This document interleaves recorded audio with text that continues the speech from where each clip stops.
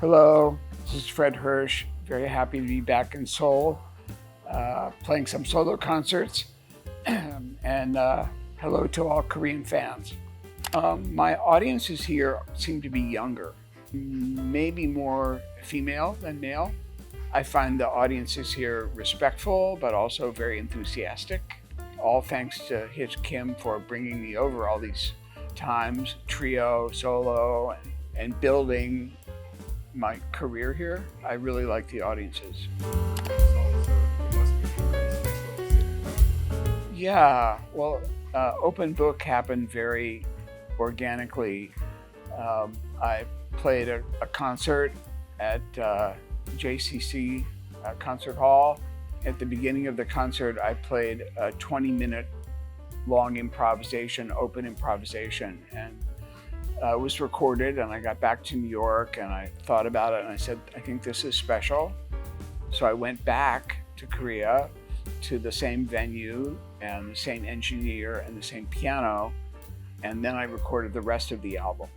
So one part was live and one part was on the same stage but in an empty hall. And I think it's one of my best solo albums.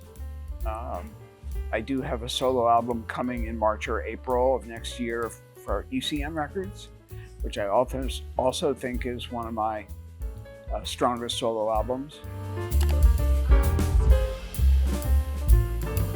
Yeah, Good Things Happen Slowly has a lot of meanings. It is the arc of my career.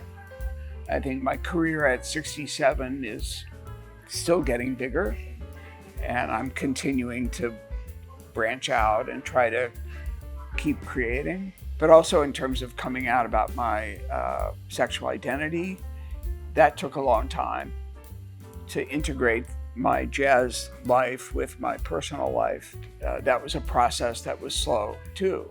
That's the double meaning. Also the subtitle, A Life in and Out of Jazz. It's like my jazz world and the world of being gay. I mean, I had to put that puzzle together. I think there are 3 stages of coming out for anybody, and the first one is the first person you tell. And you're thinking about it, should I, shouldn't I? Who's the perfect person? What's the best time? How do I say it? You're nervous.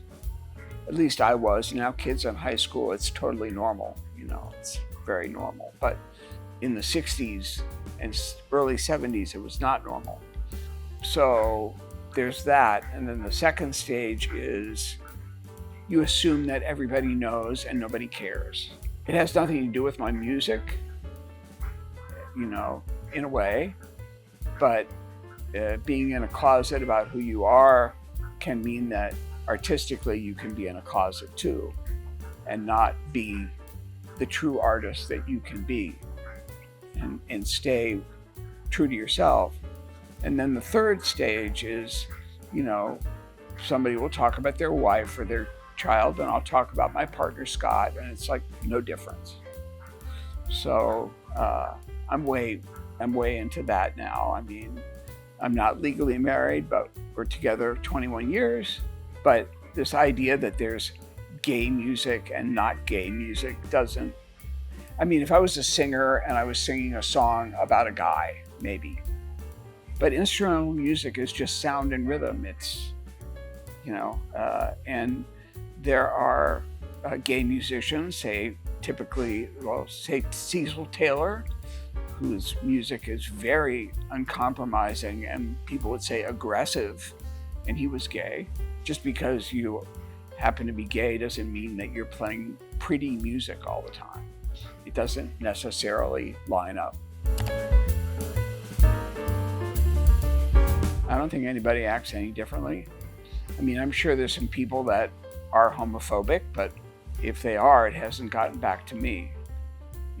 I've always felt I've had a tremendous amount of support in the jazz community, especially when I was very sick in 2007, 2008. I really felt like everybody was rooting for me, and yeah, I feel very supported, right now.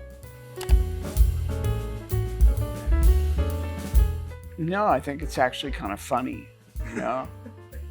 You know? I think to win one would be almost anticlimactic, you know? I mean, maybe the new album with Esperanza Spalding could win a Grammy, but I'm sure it'll get a nomination and then it'll be 16, you know? It doesn't define my life, you know? It's nice. I've gotten plenty of awards that mean a lot more to me than a Grammy. So, yeah, I don't really think about it a whole lot. Because number one on the list, or rather win the Grammy? Number one on what list? Most nominations. I don't know. It's hard to say. I mean, it's a gesture of respect, I think. Yeah, if I move up to number 2 on the list, doesn't matter. Like I say, at this point, it's kind of amusing, and it's not really that big of a deal.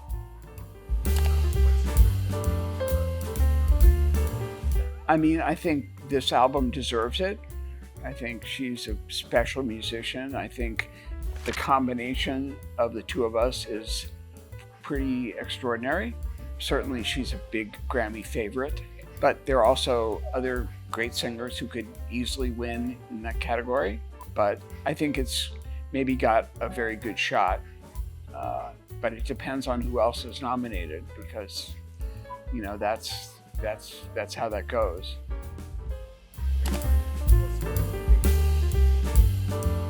Oh man, I have so many great collaborations, you know. I think when I was a sideman in my 20s, my favorite person to play with was Joe Henderson.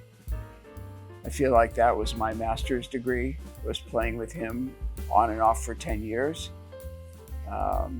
I mean, the list of people I've played with is very long.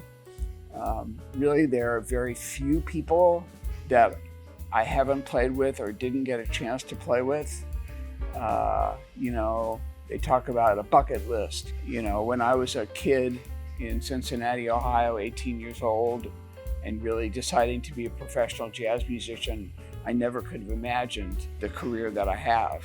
So, yeah, I've lived a lot of dreams with the best musicians, I think.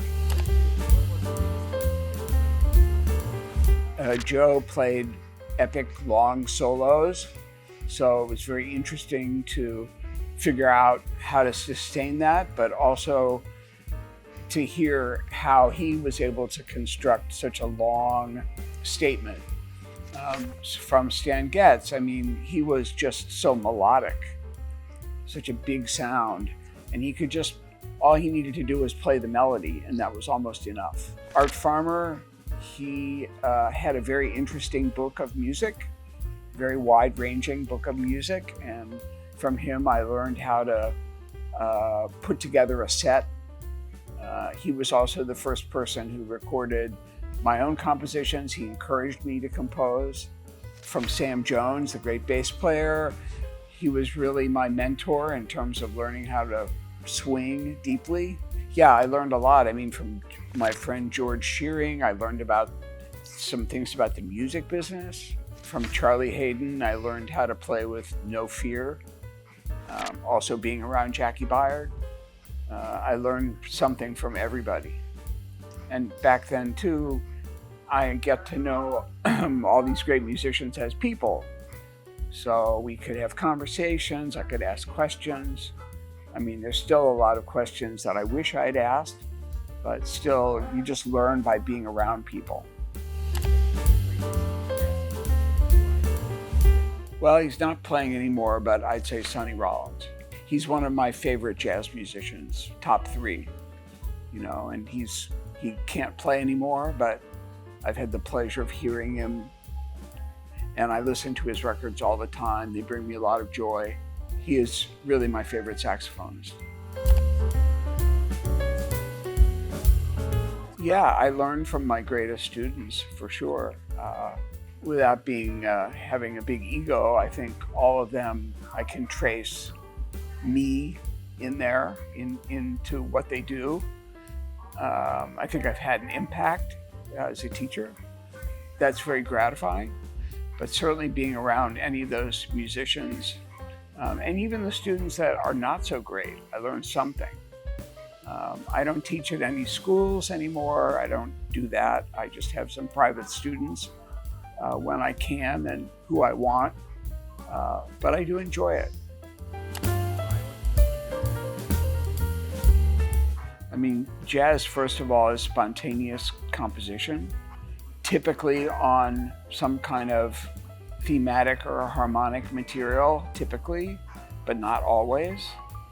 I think it's an international musical language where people who don't even speak the same language can get together and make music because there are certain conventions and things in common that we all have.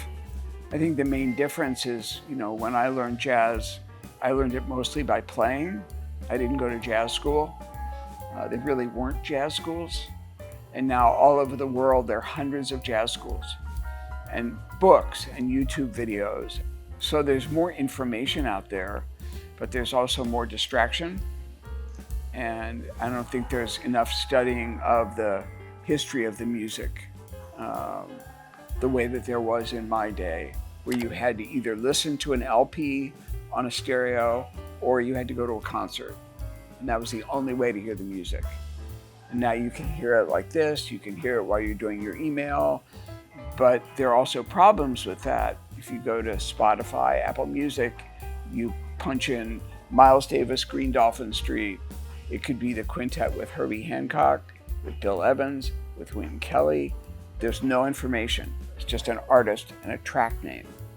So I think a lot of people are not attentive to, who is really playing and when was it recorded. And these things that were very important to me anyway. So it's just changed. Thank you so much for supporting the live concerts that I do here and for supporting the recorded projects I'm making. And I will hopefully keep coming back and hope to see you soon.